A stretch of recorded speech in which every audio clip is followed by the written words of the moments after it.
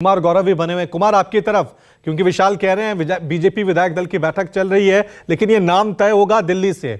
Script बेशक चंडीगढ़ हरियाणा में लिखी जा रही है, लेकिन नाम पे जो मोहर लगेगी, स्टैंप लगेगी, वो दिल्ली पे। किसका नाम आगे चल रहा है अभी?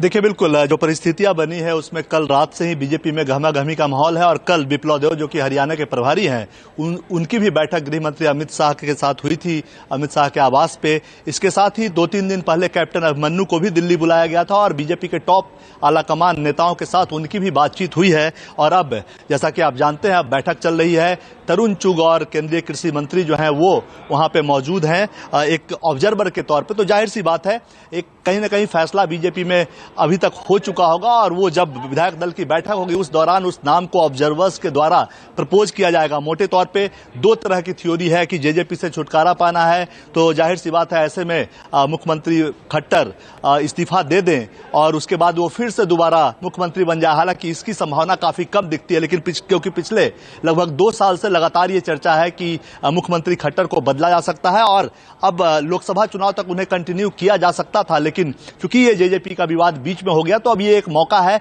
कि जहां एक नए चेहरे को उनकी जगह हरियाणा में बैठाया जाए, क्योंकि लोकसभा के बाद फिर वहां कुछ समय बाद ही वहां राज्य में विधानसभा चुनाव होने हैं। ऐसे में एक बहुत संभावना ये है, 3-4 नामों पे चर्चा है कि कोई नया चेहरा हो सकता है। चूंकि कैप्टन अभिमन्यु कुछ दिन पहले मिले थे, लेकिन अमूमन ये माना जाता है कि प्रदेश में जो राजनीति करती है बीजेपी वो नॉन जाट की करती है, लेकिन हो सकता है बीजेपी चौंकाने वाले फैसले भी लेती है। ऐसे में कैप्टन अभिमन्यु का नाम भी रेस में है। इसके अलावा मैं बताऊं, नायब सिंह सैनी जो हैं ओबीसी नेता हैं, उनका भी नाम रेस में है। संजय भाटिया भी हैं। इसके अलावा धनकर, ओम प्रकाश धनकर जो कि बीजेपी के राष्ट्रीय सचिव हैं, हरियाणा से आते हैं, उनका भी नाम है। तो कुल मिलाकर ये 4 नाम है। अगर ठीक है गौरव, रोक रहा हूं अपने दर्शकों को एक और बयान सुना दे। बीजेपी नेता कुंवर पाल गुर्जर का बड़ा दावा, हरियाणा के सीएम ही रहेंगे, ये कह रहे हैं कंवर पाल। तो नाम को लेकर जो है लगातार अटकलें चल रही हैं। देखिए, बीजेपी के बड़े नेता हैं कंवर पाल गुर्जर, वो कह रहे हैं सीएम जो सीएम ही रहेंगे। क्या मनोहर लाल खट्टर ही सीएम होंगे या फिर बीजेपी इस बार सीएम बदल देगी? इस्तीफा दे दिया माननीय मुख्यमंत्री जी ने और उनके साथ ही सभी मंत्री शामिल थे और अभी इस्तीफा गवर्नर साहब ने स्वीकार कर लिया। और दोबारा शब्द कब ले रहे सर?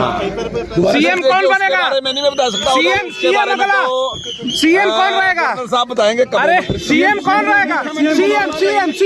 सीएम बिल्कुल ठीक है, सीएम साहब ही सीएम वही है। तो देखिए, अपने दावे यहां पे किए जा रहे हैं। कंवर पाल कह रहे हैं सीएम ही रहेंगे, यानी वो मनोहर लाल खट्टर पे भी अभी दाव खेल रहे हैं। लेकिन बीजेपी हाईकमान इस पर क्या फैसला लेता है, ये देखने वाली बात होगी। मेरे साथ 2 सहयोगी बने हुए हैं, चंडीगढ़ से विशाल अंग्रीश बने हुए हैं, क्योंकि वहां पे बीजेपी विधायक दल की बैठक चल रही है, उसी में तय होना है नए सीएम का। दिल्ली से कुमार गौरव हमारे साथ बने हुए, क्योंकि आखिरी जो फैसला होता है वो दिल्ली से ही होता है। गौरव, लेकिन एक अपने दर्शकों को थोड़ा सा समझाने की कोशिश करें, ये जो पूरा घटनाक्रम हुआ है खासकर लोकसभा चुनाव से पहले, क्या ये माने कि जेजेपी को दूर झटकने के लिए हुआ है या ये जेजेपी के फैसले की वजह से हुआ है कि इस्तीफा देना पड़ा और नई सरकार का गठन करना पड़ा?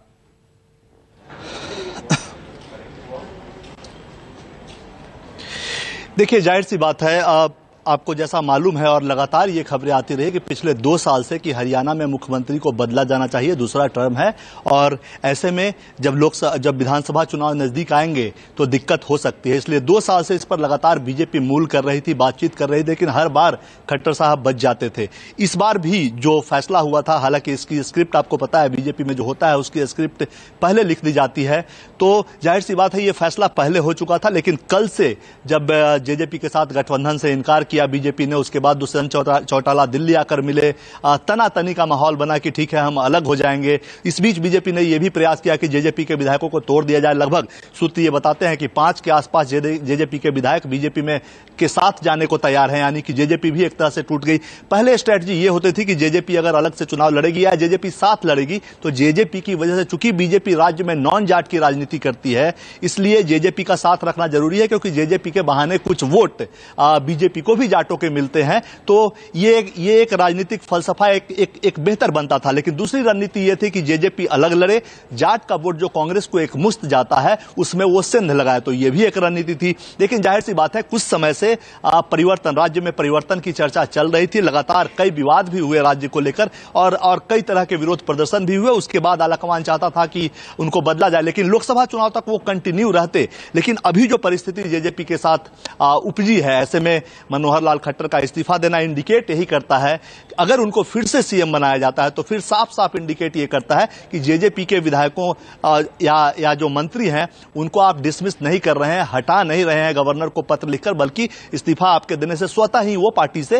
आपके गठबंधन से और आपकी सरकार से वो अलग हो जाते हैं। तो ये एक तरीका होता है। लेकिन चूंकि यहां पे नेतृत्व परिवर्तन की भी बात है, तो ऐसा हो सकता है कि चूंकि आने वाले कुछ समय में वहां चुनाव है, तो ऐसे में एक नया नेतृत्व दिया जाए। इसी के बहाने चूंकि ये फॉर्मूला बीजेपी कई बार गौरव अपना चुकी है।